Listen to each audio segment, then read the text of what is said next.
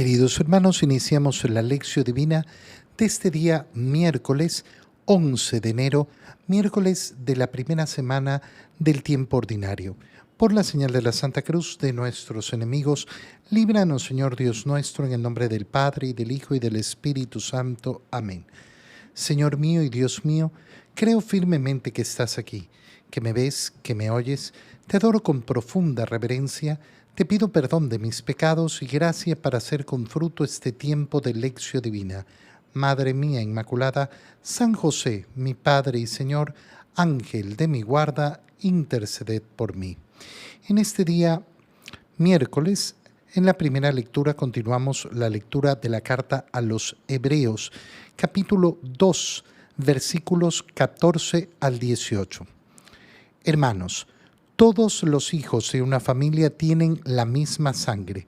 Por eso, Jesús quiso ser de nuestra misma sangre para destruir con su muerte al diablo, que mediante la muerte dominaba a los hombres, y para liberar a aquellos que, por temor a la muerte, vivían como esclavos toda su vida.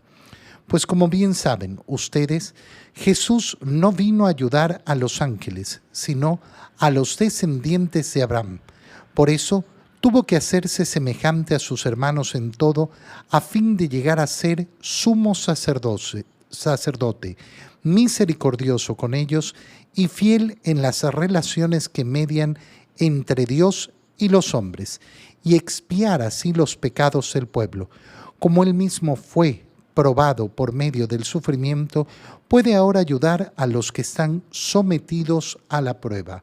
Palabra de Dios.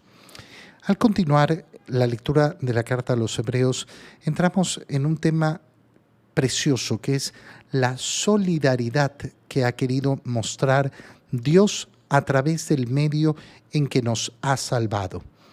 Parte de un principio básico: todos los hijos de una familia tienen la misma sangre. ¿A qué se refiere con la misma sangre? Porque uno puede decir, no, los miembros de una familia tienen diferentes tipos de sangre.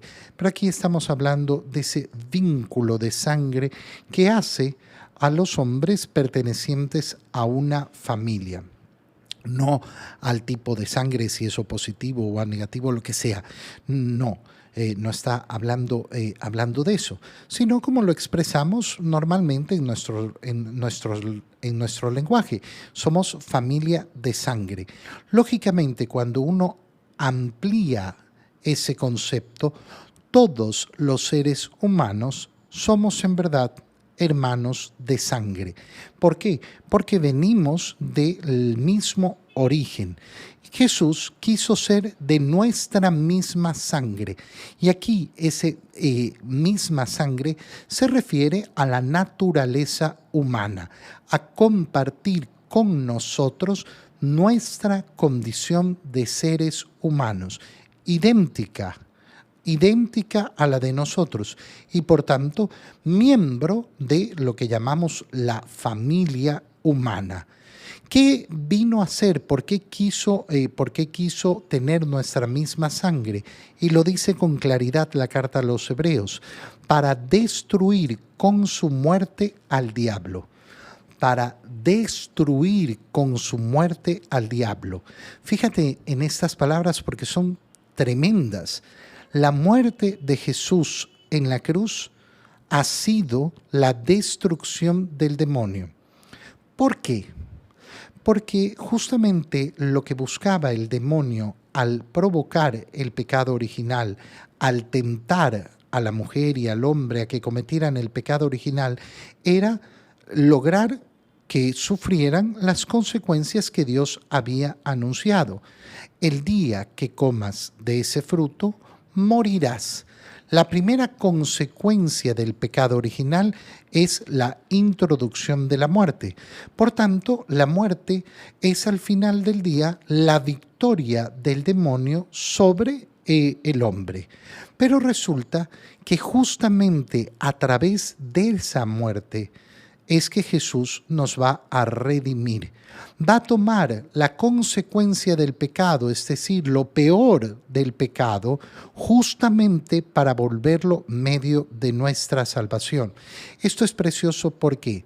Porque lógicamente, cuando nosotros contemplamos la pasión de nuestro Señor, vemos cómo el demonio está encima de los hombres buscando que crucifiquen al Señor, que maten al Señor.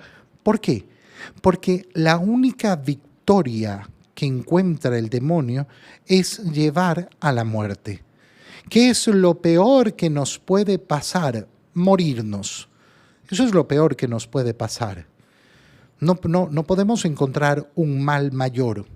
No, es peor la enfermedad. No, la enfermedad no es peor que la muerte. Los sufrimientos económicos no son peor que la muerte. Las divisiones familiares no son peor que la muerte. Por más que en algún momento alguna pena nos haga pensar, uy, prefiero morirme antes que vivir esto. La verdad es que no. Lo peor siempre será la muerte. Y por eso el demonio, ¿qué buscaba hacer con Jesús? Que lo maten. ¿Cómo venzo a Jesús? Lo venzo matándolo. Y por eso hasta el último segundo de vida en la cruz, el demonio cree que es victorioso, que está ganando. Resulta que esa muerte en la cruz se vuelve el medio de nuestra santidad, de nuestra salvación. Y por eso quiso destruirlo con su muerte, que mediante la muerte dominaba a los hombres. El demonio domina mediante la muerte a los hombres. Y entonces, ¿qué es lo que ocurre en nuestros días? Porque nosotros vivimos en la nueva alianza, vivimos en la liberación, pero todavía tenemos que morir. Sí, claro, tenemos que morir. Pero ahora, con una perspectiva muy distinta. ¿Cuál es la visión que tenemos delante de la muerte? Que la muerte no es el final, que la muerte no vence. ¿Por qué? Porque ha sido vencida en la resurrección. Por tanto, la muerte no tendrá la última palabra. Mira cómo nos quiere dominar el demonio a través de la muerte. ¿Por qué? Porque yo, por no morirme, puedo recurrir a cualquier cosa. Puedo perder la perspectiva de todo. Por eso una persona delante de la idea de morirse puede confiar en el demonio mismo. Puede confiar en cualquier tontería con tal de no morirse. Y por eso Cristo ha querido, como dice la carta a los Hebreos, liberar a aquellos que por temor a la muerte vivían como esclavos toda su vida. Mira estas palabras profundísimas y preciosas. Por temor a la muerte vivían como esclavos toda su vida. Todavía hoy, lógicamente, hay muchos que viven como esclavos por temor a la muerte. Por temor a la muerte, entonces hago lo que el mundo me dice. Por temor a la muerte, pongo mi confianza en lo que el mundo me dice. Por temor a la muerte, no hago las cosas que tengo que hacer. Por temor a la muerte, no vivo en la libertad de los hijos de Dios. Sabiendo que la perspectiva del cristiano es, ¿y qué es lo peor que me puede pasar? ¡Ay, te puedes morir! Pero morir para mí significa encontrarme a Dios. Poder dar finalmente el paso que me permitirá ver a Dios cara a cara. ¿Por qué le voy a temer entonces a la muerte? No significa que me quiera morir, no, porque el cristiano está llamado a amar la vida. Pero la muerte es parte del proceso que voy a pasar, que voy a tener que transitar. ¿Y cómo voy a hacer ese tránsito? Con la esperanza. Con la esperanza siempre viva. ¿Por qué? Porque sé que yo ya no soy esclavo para vivir temeroso de la muerte. Pues como bien saben ustedes, Jesús no vino a ayudar a los ángeles, sino a los descendientes de Abraham. No vino a ayudar a los ángeles, y esto lo veíamos ayer. El Verbo de Dios no se hizo ángel, el Verbo de Dios se hizo hombre. Y por eso se ha hecho semejante a sus hermanos en todo. ¿Para qué?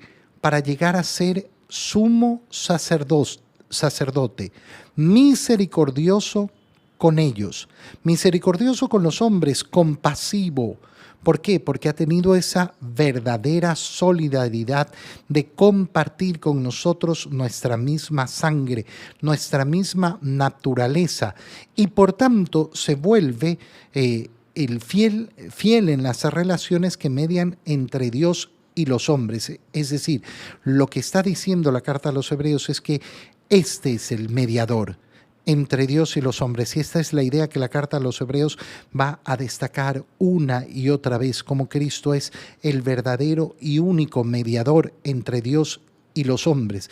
Y es el único que logra expiar los pecados del pueblo. Es decir, que la única salvación que existe es la de Cristo, que el único mediador entre Dios y los hombres es Cristo, que no hay otra salvación y no hay otro modo de llegar a Dios que no sea a través de Cristo. Como Él mismo fue probado por medio del sufrimiento, ahora puede ayudar a los que están sometidos a la prueba. No nos ha quitado el sufrimiento. La salvación que nos ofrece el Señor no consiste en, ya no van a sufrir. No, sino en convertirse en el verdadero solidario. Señor, ¿cuánto sufro? ¿Dónde lo contemplo a Dios? Lo contemplo en la cruz sufriendo por mí, extendiendo la mano y diciéndome, aquí estoy al lado tuyo, sufriendo contigo. Eso se llama verdadera solidaridad. En el Evangelio, leemos el Evangelio de San Marcos, capítulo 1, versículos 29 al 39. En aquel tiempo, al salir Jesús de la sinagoga, fue con Santiago y Juan a casa de Simón y Andrés. La suegra de Simón estaba en cama con fiebre y enseguida le avisaron a Jesús. Él se le acercó y tomándola de la mano la levantó. En ese momento se le quitó la fiebre y se puso a servirles. Al atardecer, cuando el sol se ponía, le llevaron a todos los enfermos y poseídos del demonio, y todo el pueblo se apiñó junto a la puerta. Curó a muchos enfermos de diversos males y expulsó a muchos demonios, pero no dejó que los demonios hablaran porque sabían quién era él. De madrugada, cuando todavía estaba muy oscuro, Jesús se levantó, salió y se fue a un lugar solitario donde se puso a orar. Simón y sus compañeros lo fueron a buscar y al encontrarlo le dijeron, todos te andan buscando. Él les dijo, vamos a los pueblos cercanos para predicar también allá el Evangelio, pues para eso he venido. Y recorrió toda Galilea predicando en las sinagogas y expulsando a los demonios. Palabra del Señor. Varios temas que nos plantea el Evangelio que acabamos de leer. ¿Dónde comenzamos? Al salir Jesús de la sinagoga, que eso es lo que hemos leído ayer. Como llegado el sábado, Jesús fue a la sinagoga y fue reconocido por su autoridad al predicar y después al expulsar a un demonio. Después de esto, fue con Santiago y Juan a la casa de Simón y Andrés. Y la suegra de Simón estaba en cama. ¿Qué información tenemos? Estamos en Cafarnaúm. Entonces sabemos que la casa de Pedro queda en Cafarnaúm. ¿Quién vive en esa casa? La suegra de Pedro. Debe vivir la esposa. No lo sabemos. No nos habla nunca el Evangelio de la esposa. Pero está implícito. Claro, implícito, si no, no habría suegra. Pero no sabemos si la esposa de Pedro vivía en ese momento o no, si ya había fallecido. No tenemos idea. Sabemos que en algún momento Simón Pedro estaba casado y por eso tiene una suegra que en ese momento está en cama con fiebre. Le avisan a Jesús. Él se acercó y tomándola de la mano la levantó. En ese momento se le quitó la fiebre y aquí viene lo más importante. Se puso a servirles. ¿Para qué quiero mi salud si no es para servir a Dios? ¿Para qué quiero mi salud si no es para servir a Dios? Esto es importantísimo. ¿Por qué?